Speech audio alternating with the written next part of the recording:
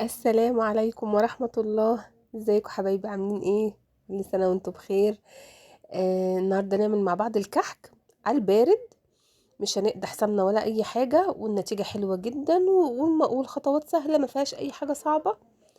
حبيتي تعملي كيلو، حبيتي تعملي 2 كيلو، براحتك، المقادير معاكي. زودي الكمية حسب ما انت عايزة. بس انا من رأيي يعني انك انت ما تعمليش كميات كبيرة قوي، لان انت بتعملي حاجات متنوعه. فكيلو من ده على 2 كيلو من ده على نص كيلو من ده، هتلاقي عندك كميه مناسبه جدا. وهتلاقي البيت مليان خير وبركه كده، وبرده اوفر من الجاهز لان الاسعار السنه دي غاليه جدا.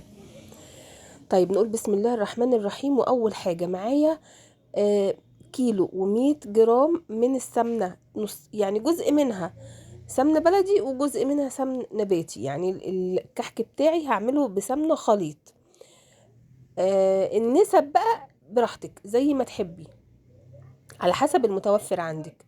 انا كنت مسيحه سمنه قبل رمضان، فانا بقى ايه باخد منها وبعمل منها ايه حاجه العيد. فانا دلوقتي وزنت كيلو و100 جرام زي ما قلت كده، سمن خليط، جزء بلدي على جزء نباتي. حطيت عليهم 4 معالق كبار من السكر البودر المنخول، وقلبت ده كله كده بالاسباتيولا. السمنه بتاعتي سايباها مش في التلاجة، يعني مش جامده ولا برضو متسيحه على البوتاجاز، هي بدرجه حراره الغرفه. قلبت معاها ال4 معالق من السكر. ودلوقتي جبت المضرب بتاعي وبدات ان انا ايه اخلط السكر والسمنه مع بعض. لما القوام يتغير خالص واللون يفتح جدا وتديني قوام كريمي كده، وبصوا تقيل كده شويه، بالظبط هتبقى كأنك بتضربي كريمة. بعد ما خلطتهم وصلت للنتيجة دي، معايا بقى نص كيلو من الملبن، وعليه نص كوباية مكسرات عين جمل على سوداني، اي نوع مكسرات متوفر عندك مفيش مشكلة. قطعتهم كده وبدأت ان انا ايه دخلت المكسرات، عجنتها كده في قلب الملبن بمعلقة من السمنة البلدي، وهبدأ ان انا اعملهم كرات. عملت واحدتين كده، وبعدين بنتي هتاخد بقى هي تكمل، وانا ايه يعني هي تكمل الملبن وانا اكمل بقية عجينة الكحك. دلوقتي معايا 2 كيلو من الدقيق اللي مكتوب عليه جميع الأغراض أو جميع الاستخدامات. ده مهم جدا علشان ما يطردش لا قدر الله السمنة بتاعتك أو الزبدة لو بتعملي بسكوت. مهم ان هو يعني يديكي أحسن نتيجة. فلازم يبقى مكتوب عليه يا إما كحك وبسكوت يا إما جميع الأغراض أو جميع الاستخدامات. ضفت على الدقيق بتاعي بعد ما نخلته 3 معالق من السمسم. السمسم ده كان عندي سمسم أبيض، فديته تحميصة كده على البوتاجاز لما شميت ريحته. وحطيت عليه معلقتين كبار مليانين من المحلب. المحلب ده انا شارياه من العطار، هو مطحون كده. حطيت عليه كمان معلقه ممسوحه، معلقه واحده صغيره ممسوحه من الخميره، معلقه واحده صغيره ممسوحه من البيكنج باودر. هقلب كل ده مع رش صغيره خالص من الملح، حطيته على طرف المعلقه اللي هي المعلقه الصغننه بتاعه التوابل. قلبت كل المواد الجافة دي على الدقيق، ونزلت عليه بالسمنة اللي خفقتها مع السكر. وهمسك بقى العجينة بتاعتي دي اخلطها كويس، ادخل كل حاجة في قلب، يعني في قلب بعضها، تبقى متجانسة كده. وفي نفس الوقت بعد ما تختلط هقعد ابس فيها شوية. الخطوة دي مهمة جدا جدا لو انت عايزة كحكاية حلوة وناعمة، مش خشنة، مش بتشرق معاكي وانت بتاكليها. لازم بس العجين كويس جدا. هنبسه ازاي هنشوف مع بعض. دلوقتي انا بجيب من تحت لفوق، بحيث ان لو في اي دقيق في ارضية الطبق يطلع معاه يظهر قدامي ويختلط بالسمنة بتاعتي. همسك بقى العجين كده، بصوا ادخله كده في قلب بعضه، وهمسكه بقى ما بين ايديا كده. ادعكه، عارفين البس ده اللي هو دعك حبات الدقيق كده تشرب السمنة تماما تماما، تبقى ايه كأنها مثلا عجينة بيتي فور. من كتر ما بتبقى طرية في ايدك كده تحسيها بتلزق، كأنها شبه عجينة البيتي فور. همسكها حتة حتة كده، ادعكها كويس جدا. ده هيديكي احسن نتيجة للكحكاية. كحكاية بتدوب في بقك.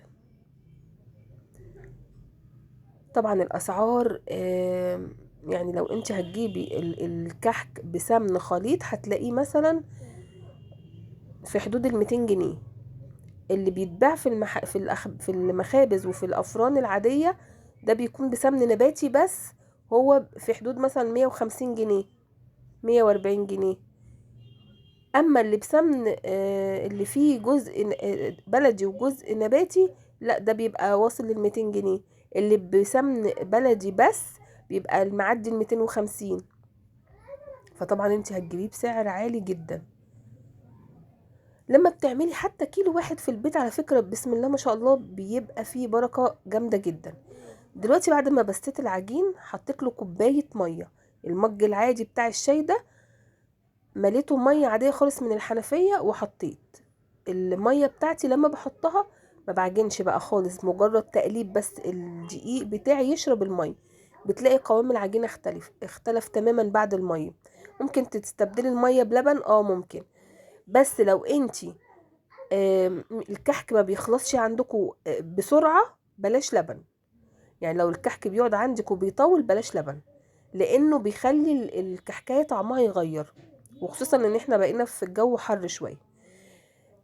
انا دلوقتي بعد ما حطيت كوبايه الميه وخلطتها، ببدا اعمل ايه، واحده او اتنين كده اجربهم واشوف النقشه بتاعتي، واشوف بالبسطامه هيعمل تشققات ولا النقشه ثابته. فانا لما عملته بالبصامه لقيته ايه بيعمل فتحه او اتنين كده في الجنب، يعني بيعمل شقه او اتنين. فروحت جايبه ربع كوبايه ميه وما اخدتهاش كلها. خدوا بالكم احنا بنعمل على 2 كيلو من الدقيق. العادي زمان كنا بنحط لكل كيلو دقيق كوبايه ميه، بس يعني مع الوقت اكتشفنا انه ده بيخلي الكحكايه شويه فيها قرمشه شويه. لو عايزه بقى الكحكايه دايبه خالص بتنقصي من نص كوبايه لكوبايه الا ربع من الميه. فانتي بتحطي على القليل الاول، على المقدار القليل، وبعدين بتشوفي اذا كانت العجينه ما فيهاش اي تشققات معاكي يبقى انتي كده تمام، مش محتاجه تزودي الميه. فانا احتجت ازود مش ربع كوبايه، ده انا اخدت كمان نص الربع، يعني انا ما كملتش الربع.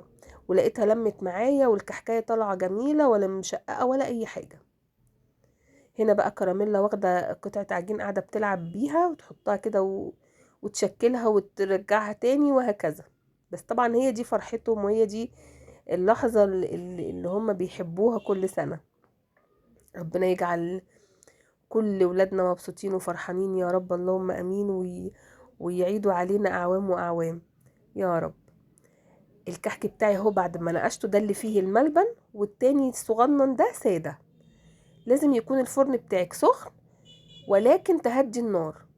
بصوا بقى اللقطة دي مهمة جدا، العجينة بعد إضافة المية لازم تكون بتتقطع معاكي. لو عجنتيها كتير هتلاقيها بتشد وبتمط كده في ايدك، زي كأنك بتعملي فينو أو بيتزا أو معجنات تقيلة. احنا دلوقتي بنعمل النواعم، فالنواعم دي ما بتتعجنش كتير، ما ينفعش العجينة يكون فيها عرق. لازم تلاقي العجينة في ايدك كده بتقطعيها كده بتتقطع معاكي بمنتهى السهولة، ما بتشدش. يبقى انت كده عجينتك ناجحة. بعد ما سويت الكحك بتاعي وبرد، بدأت ان انا ارصه.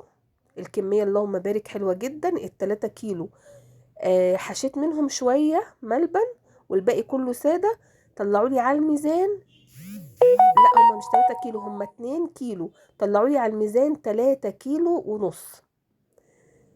يعني انت بتعملي 2 كيلو دقيق بعد ما بتضيفي لهم السمنة وحبة الاضافات البودر اللي بتحطيها، سمسم وريحة كحك وشوية السكر وكده، عملوا معايا 3 كيلو ونص. وكل سنة وانتم طيبين وبألف هنا.